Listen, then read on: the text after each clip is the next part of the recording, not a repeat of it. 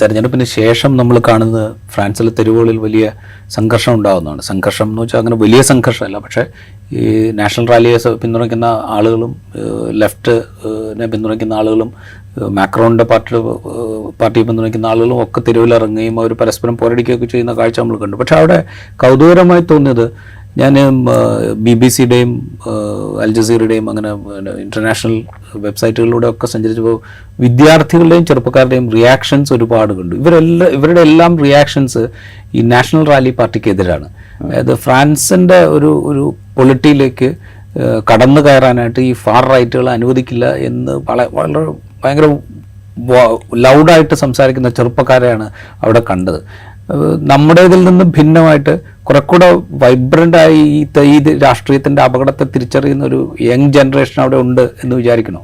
Yes, യഥാർത്ഥത്തിൽ അവിടുത്തെ ഈ ബുദ്ധിജീവി വിഭാഗം, അവിടുത്തെ വിദ്യാർത്ഥികൾ, അധ്യാപകർ, ഇതൊക്കെ അതുപോലെ അവിടുത്തെ മിഡിൽ ക്ലാസ് ഇൻ്റലക്ച്വൽസ് ഒക്കെ എക്കാലത്തും റവല്യൂഷണറിയാണ്.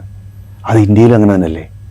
പക്ഷെ അത് വോട്ടിൽ റിഫ്ലക്റ്റ് ചെയ്യില്ല. ഇപ്പം നമ്മൾ ഇന്ത്യയിലെ ക്യാമ്പസുകൾ എടുക്കുക, ഇന്ത്യയിലെ ഇൻ്റലക്ച്വൽസ് എടുക്കുക, അതിൽ എത്ര പേരുണ്ട് BJP-യുടെ വലതുപക്ഷ ആശയത്തെ പിൻപറ്റുന്നവർ?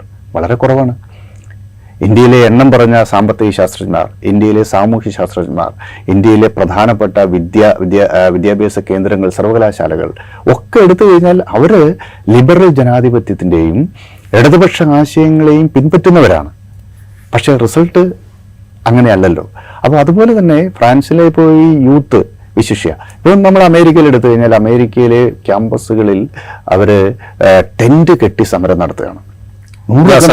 ഗസ വിഷയത്തിൽ 100 കണക്കിന് വിദ്യാർത്ഥികളാണ്. അത് ഒക്കുപോയി വാൾ സ്ട്രീറ്റ് മൂവ്മെന്റ് തുടങ്ങിയ ആ ഒരു ടെൻഡൻസി നമുക്ക് അവിടെ കാണാൻ സാധിക്കും. അവിടുത്തെ യൂത്ത്, അവിടുത്തെ വിദ്യാർത്ഥികൾ, അവിടുത്തെ ഇൻ്റലക്ച്വൽസ്, ഇവരൊക്കെ വളരെ ശക്തമായി ഈ കഴുത്തറപ്പൻ ആഗോളീകരണ നയങ്ങളെയും സാമ്രാജ്യത്വ ഫോറിൻ പോളിസിയും ശക്തമായി വിമർശിക്കുകയും അതിനെതിരെ തെരുവിലിറങ്ങുന്നതും നമുക്ക് കാണാൻ സാധിക്കും. പക്ഷേ ഇലക്ഷനിലേക്ക് വരുമ്പോൾ മറ്റ് ഒത്തിരി ഘടകങ്ങളുണ്ട്. കാരണം ഇവർ ബൗദ്ധിക വിഭാഗം എന്ന നിലയിൽ വളരെ പെട്ടെന്ന് ഇവർ ദൃശ്യമാകും. അതേസമയം ഈ ബ്ലൂ കോളർ ജോലിക്കാരോ അല്ലെങ്കിൽ മറ്റ് ഇതര വിഭാഗത്തിൽപ്പെട്ട ആളുകൾ, അവർ പക്ഷേ ഇത്രയും ദൃശ്യാത്മകത കുറവാണ്. പക്ഷെ അവരുടെ വോട്ട് വരും എന്നുള്ളതാണ് പലപ്പോഴും ഈ തെരഞ്ഞെടുപ്പിനെ നമ്മൾ അനലൈസ് ചെയ്യുമ്പോൾ കാണുന്ന ഒരു കാഴ്ച. ഈ ട്രംപിന് വിജയത്തിലെത്തിച്ച ഘടകവും അത് തന്നെയാണ്. കഴിഞ്ഞ തവണ ആരും പ്രതീക്ഷിച്ചിരുന്നില്ല. അപ്പം വളരെ വലിയ ക്യാമ്പയിൻ ആയിരുന്നു. അപ്പം ട്രംപിനെ പോലെയുള്ള ഒരാൾ അമേരിക്കയിൽ അധികാരത്തിൽ വരില്ല എന്ന് തന്നെ പ്രതീക്ഷിക്കപ്പെട്ടു. പക്ഷേ ട്രംപ് വന്നു. അതിൽ പ്രധാന പങ്ക് വഹിച്ചവർക്ക് ബ്ലൂ കോളർ ജോലിക്കാരുടെ വോട്ടായിരുന്നു. അപ്പോൾ ഈ ദൃശ്യപരത നോക്കുമ്പോൾ ഇത്തരം ആളുകൾ പലപ്പോഴും മീഡിയയിലോ അല്ലെങ്കിൽ പൊതു അന്തരീക്ഷത്തിലോ വളരെ സജീവമായി അവരുടെ സാന്നിധ്യം ഒരുപക്ഷെ നമുക്ക് കാണാൻ സാധിക്കില്ല. അതേസമയം സമൂഹത്തിലെ ഏറ്റവും ചലനാത്മകമായ വിഭാഗം എന്ന നിലയിൽ യുവാക്കളുടെയും വിദ്യാർത്ഥികളുടെയും അതുപോലെ ഇൻ്റലക്ച്വൽസും ഒക്കെ വളരെ ലൗഡായിരിക്കും. അവരെ നമുക്ക് TV-യിൽ കാണാൻ സാധിക്കും, തെരുവിൽ കാണാൻ സാധിക്കും. അപ്പം അതിനെ ആ രൂപത്തിൽ നമ്മൾ ഒന്ന് വിശകലനം ചെയ്യേണ്ടി വരും.